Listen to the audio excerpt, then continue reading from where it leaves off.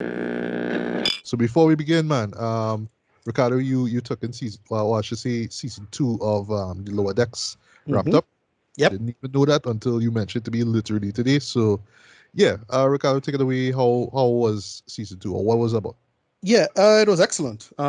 Basically, how to describe it? So, season one relied on a lot of jokes and references. This one doesn't do that. It now kind of coming into its own as its own Star Trek show.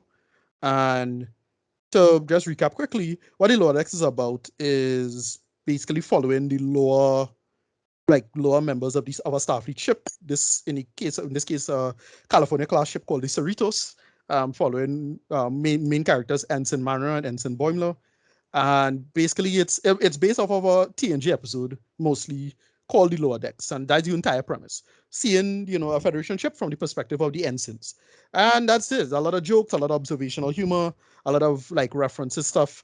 And last time with season one, the running joke was, let's make fun of TNG, and it's loosely based off Mike McMahon's Twitter account, TNG season 8. That's pretty much it.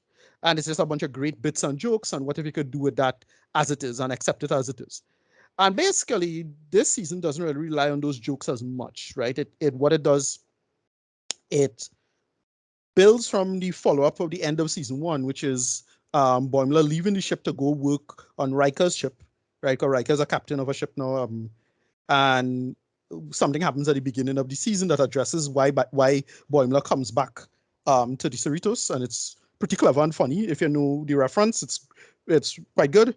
And then they build from there with basically something along the lines of a secret conspiracy involving the Packlets, who was the main antagonist of season one. And to describe this season effectively, it's uh, uh, they have a true line, a big true line with this secret Packlet thing. Like the Packlets have a plan, but we're not sure why and how. And because the big thing is that the Packlets kind of dumb. So like, why are the Packlets so smart all of a sudden? So it have somebody pulling the strings with the Packlets, and they pay that off at the end of the season.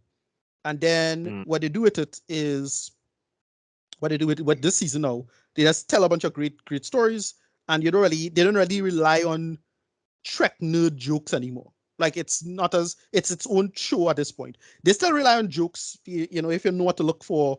They more rely on general humor. They do a lot of other pop culture references. Like there's a whole Blues Brothers reference in an episode, for Oh, example. serious? Yeah. By the way, which is still one of my all-time favorite Yeah, musical comedies, huh? yeah, you'll know it immediately when you see it. Like when you see the episode, it's like, yeah, this Blues Brothers.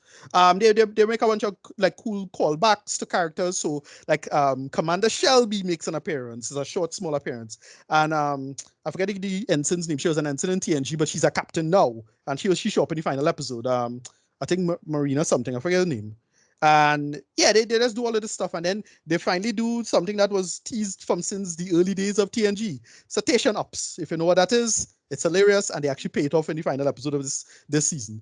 Yeah, mostly it's about character growth though. Like, Mariner is a character who she's very closed off and very alienating for many reasons, and they address that.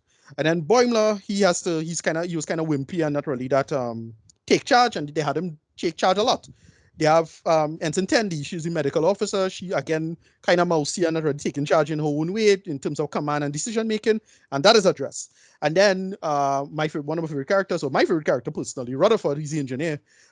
He has a whole like secret subplot that was revealed at the end of the season.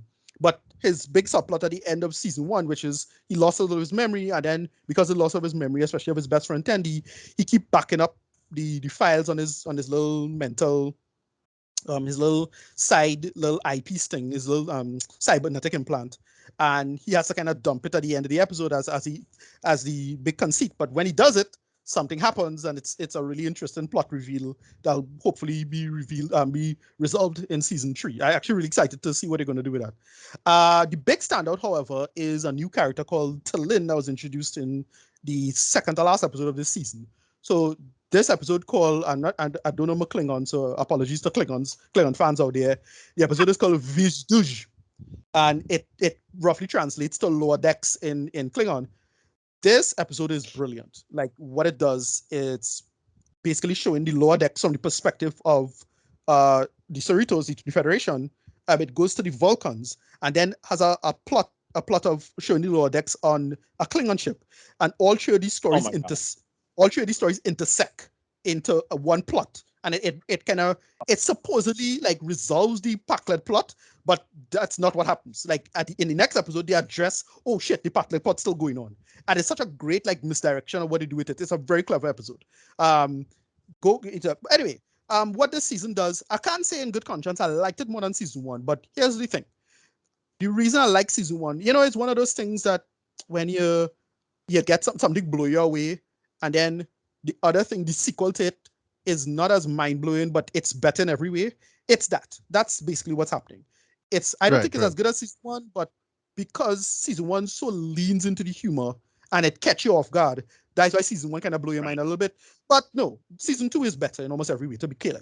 It starts telling your own story, they're building their own narratives and making it work. And it as I say, in a sense, because season 1 was using Trek references, and the joke I made was it's the Trek form gone sentient. Because it doesn't do that as much, it actually is more solid storytelling overall and character work. And it's, in my opinion, a better season in that sense, right? But I can understand if you don't like it. Sorry, go ahead.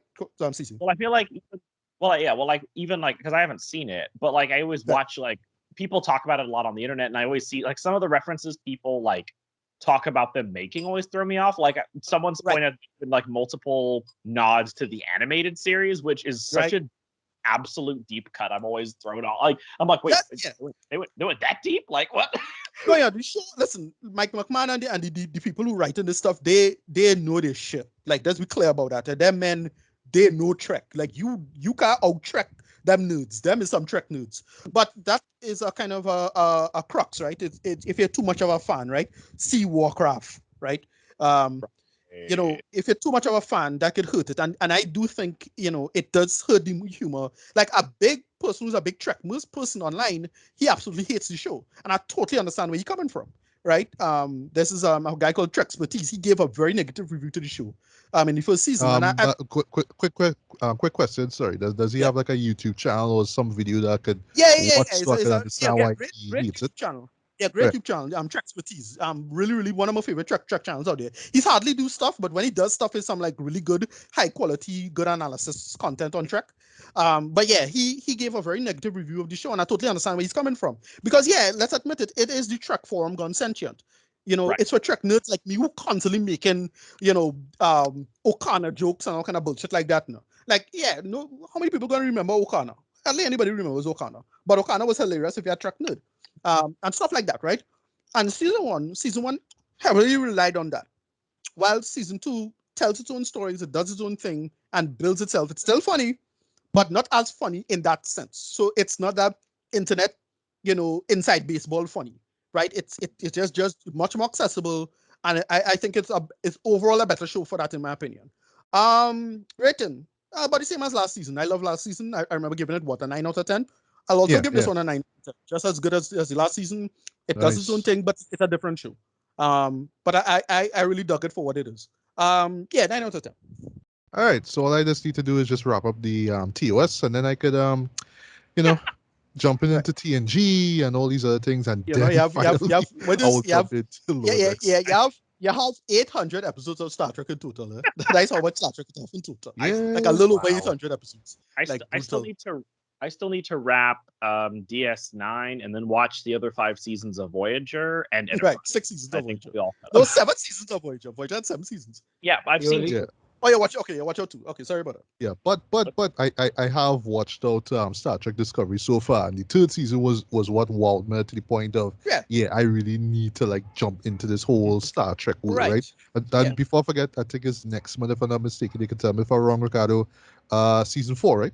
Yes. Season 4 of Discovery's coming. Really so Discovery's a show that it's unfortunately still suffering from the JJ stuff, like a lot of the mystery box stuff, and it's designing itself to be more a butts and seats kind of show. But I dig Discovery for what it is. Some of the bigger, weirder ideas is coming from that show, and I enjoyed it.